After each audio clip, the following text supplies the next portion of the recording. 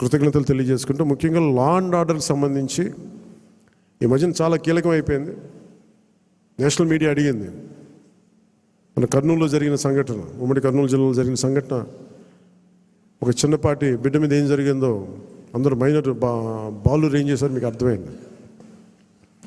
నన్ను స్పందించమన్నారు. ఏం మాట్లాడాలంటే, ఒక 18 ఏళ్ళు దాటిన యువతనైతే ఎలాంటి పనిష్మెంట్ అని ఇచ్చేయచ్చు.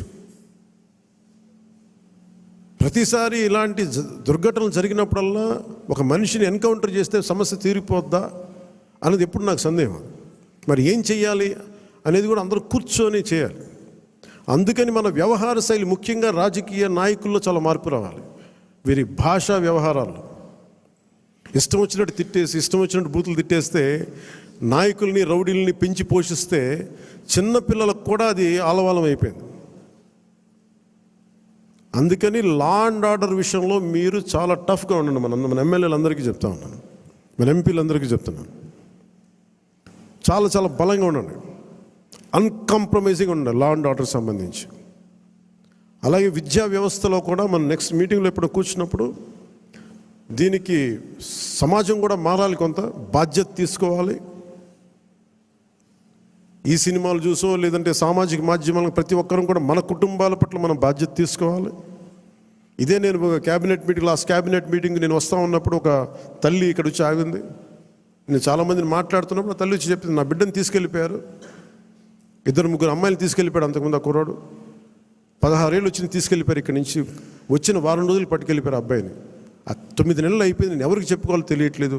కంప్లైంట్ ఇచ్చాం మాచవరంలో. అంటే మన కేకే గారిని పంపించి వెంటనే కన్సర్న్ పోలీసు అధికారితో మాట్లాడితే 9 నెలల్లో సాధించలేనిది 9 రోజుల్లో తీసుకురాగలిగాం. ఇది ఎందుకు చెప్తున్నానంటే, విజయం అని కాదు, ఒక చిన్నపాటి అధికారం ఇంత చేయగలదు. అలాంటిది 3000 మంది ఆడబిడ్డలు అదృశ్యం అయిపోయారు. వచ్చిన ఏ పరిస్థితుల్లో తిరిగి వచ్చారో మనకు తెలియదు, వాళ్ళు ఎంతమంది తిరిగి వచ్చారో తెలియదు.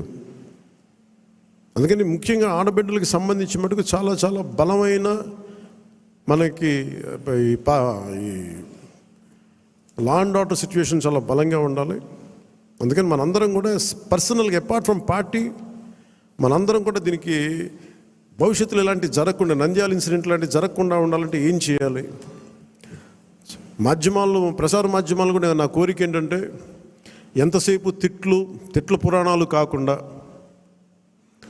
మీరు ఇవ్వాల్సింది ఇలాంటి చర్చలు, ఇలాంటి దుర్ఘటనలు జరగకుండా ఉండాలంటే ఏం చేయాలి, దాని మీద కొంచెం హెల్తీ డిబేట్స్ పెట్టండి.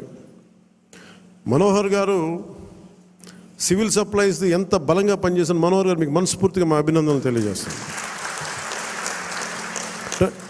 పొద్దున్న హైదరాబాద్లో కూడా మాట్లాడుతున్నారు, అధికార యంత్రాంగం అందరూ మీరు చాలా బాధ్యతగా ఉన్నారు, భయపడుతున్నారు ఏంటని అడిగితే, ఇట్లా సివిల్ సప్లైస్ ఇంత బలంగా ఉంది, పనిచేస్తున్నాను. మనోహర్ గారికి అభినందనలు తెలియజేస్తాను. మీరు రావటంలో రేట్లు తగ్గినాయి, మొత్తం నిత్యావసర వస్తువులు తగ్గించారు, అది మీకు హ్యాట్స్ ఆఫ్ మీకు.